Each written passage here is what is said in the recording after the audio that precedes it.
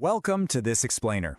Today, we're diving into the exact economic logic and honestly the pure math behind turning failing hotels into highly profitable apartment buildings. It is literally one of the most fascinating shifts happening in commercial real estate right now.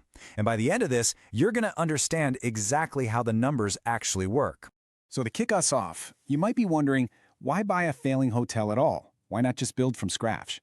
Well, the answer lies in understanding that this is not your standard value-add real estate deal. You just can't treat it like one. It's a totally unique asset class. Think about it. The structural shell, the parking lot, the primary utilities, they're already sitting right there. And that completely changes your development timeline and your financial modeling. Okay, here is our roadmap.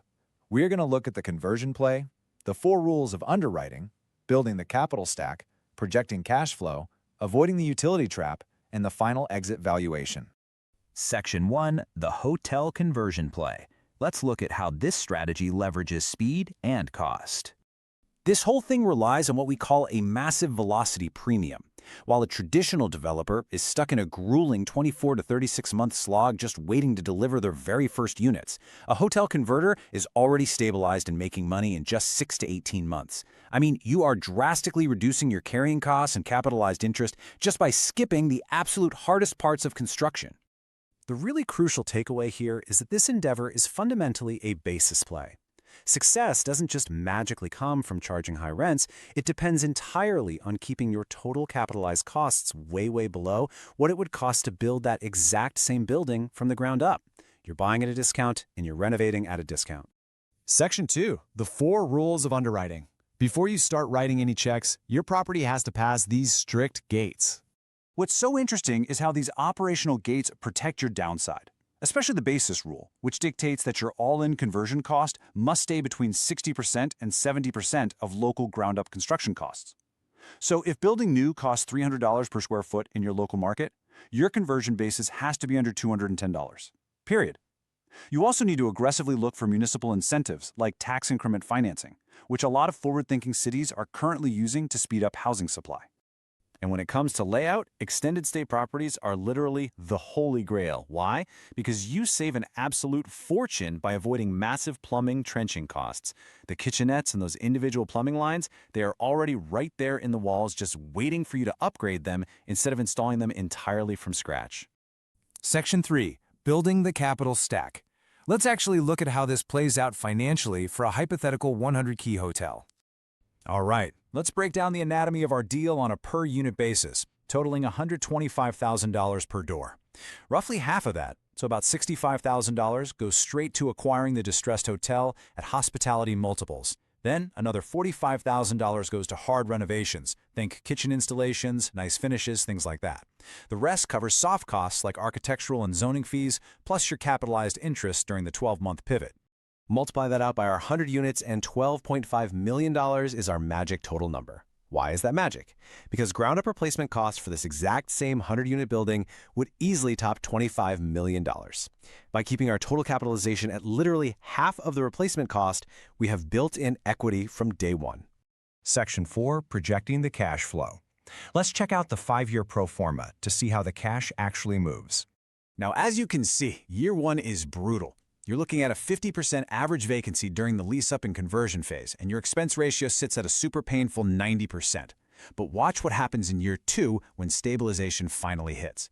Vacancy drops to a really healthy 5%. Your effective gross income skyrockets to over $1.8 million, and your operating expenses normalize right down to about 26.5%.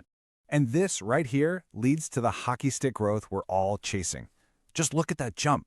Our net operating income goes from a tiny $25,000 in year 1 to a massive $1.34 million in year 2.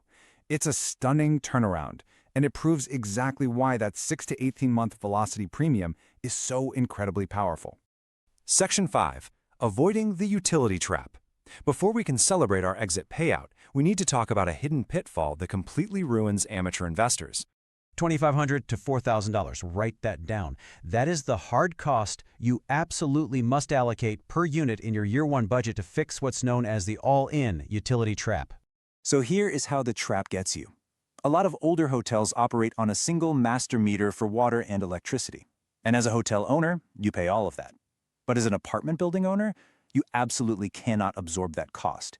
If you don't spend the money upfront to install individual electronic check meters or set up a solid ratio utility billing system to pass 80% or more of those utility costs back to your tenants, your operating expenses will completely obliterate those beautiful profit margins we just looked at. Section 6, the final exit valuation. We survive the renovation, lease the building, and dodge the utility trap. It's year 5, and it's time to sell. To figure out our sale price, we just turn to the math. We hit a very strong 10.7% stabilized yield on cost by year 2. Now, to be disciplined and conservative, we aren't assuming any magical market improvements when we sell. We just apply a conservative 7.0% exit cap rate to our projected year 6 forward net operating income, and that gives us our terminal value. And boom, there it is, $21.2 million. This is the ultimate execution edge right here. By converting the asset at a $12.5 million all-in basis and bringing it up to an institutional multifamily profile, you create immediate, massive equity. You get to exit with a tremendous capital gain, all driven by the simple economic logic of buying below replacement cost and moving fast. As we wrap up this explainer, I want you to look around your own downtown or out by the highway the next time you're driving around. Ask yourself, which struggling, half-empty corporate lodge is actually a $20 million gold mine just hiding in plain sight? Thanks for joining me, and I'll catch you next time.